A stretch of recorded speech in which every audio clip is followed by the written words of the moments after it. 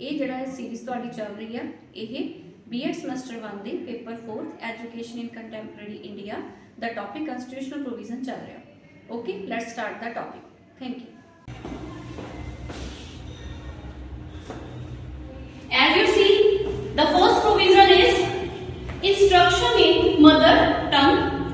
Article 350 directs it shall be endeavour of every state and every local authority to provide adequate facilities for the instruction in the mother tongue at the primary stage of education to children belonging to linguistic minority groups. So ये क्या कह रहा है, आपकी जो next provision है ये इससे रिलेटेड है कि आर्टिकल 350 में आपको प्रोविजन दी गई है हर स्टेट और हर जो स्टेट के अंडर इंस्टीट्यूशन है वो ये कोशिश करेगा कि प्राइमरी लेवल तक बच्चों का मीडियम ऑफ इंस्ट्रक्शन क्या होना चाहिए, मदर टंग।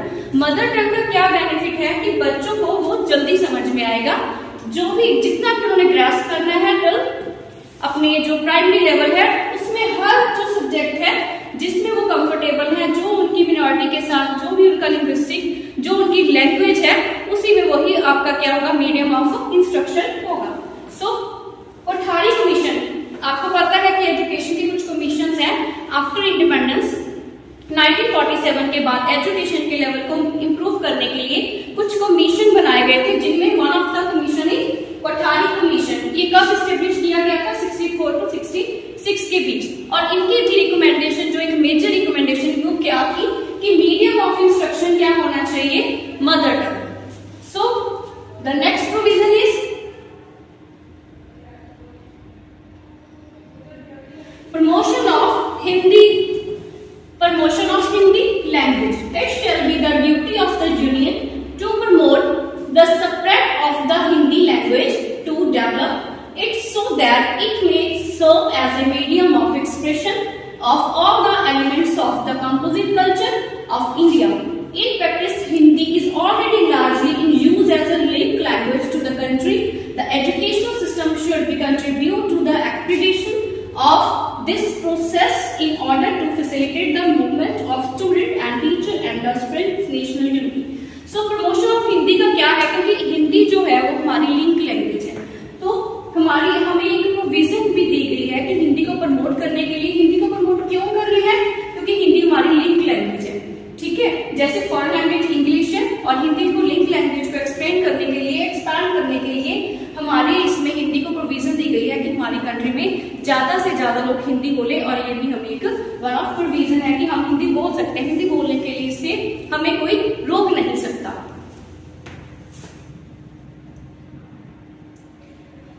नेक्स्ट है higher education and research. Entry 63 of the union list. आपको पता है कि हमारी 3 लिस्ट है, union list, state list and concurrent list. तो यूनियन लिस्ट जो हमारी सेंट्रल लेवल की लिस्ट है उसमें क्या है, institutions known at the commencement of the constitution as the Banaras Hindu University and Aligarh Muslim and the Delhi University and other institution declared by parliament by the law to be an institution of national importance.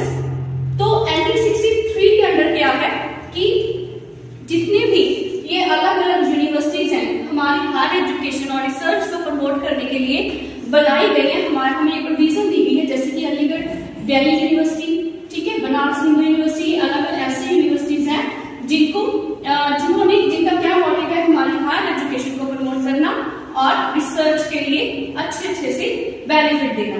Entry 66 के according क्या है, ये भी union list में है, coordination and determination of standards of in institution for higher education. Higher education में जो standard है, कोऑर्डिनेशन है, ये जैसे यूजीसी है, ठीक है, तो कॉलेजेस में कैसा स्टैंडर्ड मेंटेन रखना है, किस तरीके की एजुकेशन प्रोवाइड करनी है, क्या उनका करिकुलम होगा, क्या फैसिलिटीज है, कौन सी लैब है, ये सारी कोऑर्डिनेशन और स्टैंडर्ड्स कौन मेंटेन कर रहा है, जैसे कि यूजीसी। तो ऐसे इंस्टीट्यूशन जो है ये इन सभी किसके अंदर आ रही है, हमारी यूनियन लिस्ट के अंदर, एंट्री 66 के अंदर। और ये हमें भी प्रोविजन दी गई है सो दैट कि हमारी हायर एजुकेशन और रिसर्च जो है वो अच्छे से प्रमोट हो सके।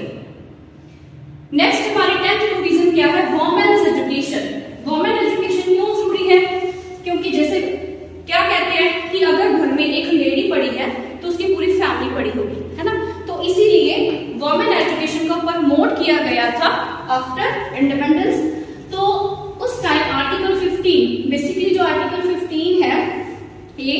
डिस्क्रिमिनेशन के अगेंस्ट है। तो आर्टिकल 51 क्लॉज ए के अंदर क्या प्रोवाइड किया गया है, क्या है हमें प्रोवाइड किया, that the state shall not be discriminate, state discrimination नहीं करेगी any citizen on groups only of sex, कि सेक्स के बेस के ऊपर कि मेल है फीमेल है इसके ऊपर कोई डिस्क्रिमिनेशन नहीं किया जाएगा।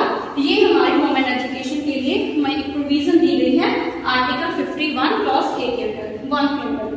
आर्टिकल 15(3) ये क्लॉज क्या कह रही है, nothing in this article shall prevent the state from making any special provision for women and children. Children के लिए अगर कोई प्रोविजन बनाई जा रही है तो स्टेट उसमें क्या नहीं कर सकता, अपना उसको रोक नहीं सकता, ठीक है। तो स्टेट का एक रिस्पॉन्सिबिलिटी ये भी है कि वुमेन्स और चिल्ड्रन की एजुकेशन को सिक्योर करना, और उसमें अगर कोई भी दखलंदाजी दी गई है तो उसको उसमें कोई डिस्क्रिमिनेशन ना करना और उसको वहां से रिमूव करना। नेक्स्ट है हमारी नेक्स्ट प्रोविजन है education in the union territories, ठीक है। यूनियन टेरिटरीज होती है जो हमारे सेंट्रल गवर्नमेंट के अंदर है ना, जिसको कौन एडमिनिस्ट्रेट करता है, जिनको प्रेसिडेंट एडमिनिस्ट्रेट करते हैं, जो प्रेसिडेंट के अंदर आती है। आर्टिकल 339 क्या कह रहा है, of the constitution states save as otherwise provide by parliament by law every union territory shall be administered by the president acting to such extent as he think fit through an administrator to be appointed by him with such designation as he may specify। तो president क्या करेगा, union territories में education को promote करने के लिए एक officer appoint करेगा जो एजुकेशन के सिस्टम को वहां पे रन करेगा, उनको देखेगा कि कैसे जो है वो उनका प्रोसेस कोऑर्डिनेशन हो रही है और कैसे चल रहा है ये सारा काम। ये किसकी रिस्पॉन्सिबिलिटी होगी वहां पे, प्रेसिडेंट की। नेक्स्ट है educational and cultural relations with foreign countries. अपनी कंट्री में एजुकेशन कैसे होनी है और फॉरेन में जाके उनके साथ कोऑर्डिनेशन कैसे बनाना है, ये हमें एंट्री 13 के अंदर दिया गया है। एंट्री 13 क्या कह रही है, entry 13 of the union list reads participation of international conferences.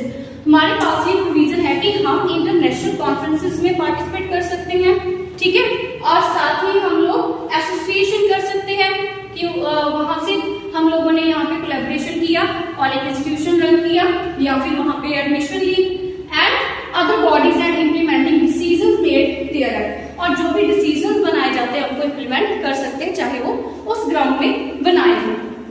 इसके साथ ही हमारी जो ये आज की प्रोविजंस है वो खत्म होती है और ये चैप्टर जो है ये टॉपिक हमारा भी कंप्लीट हुआ।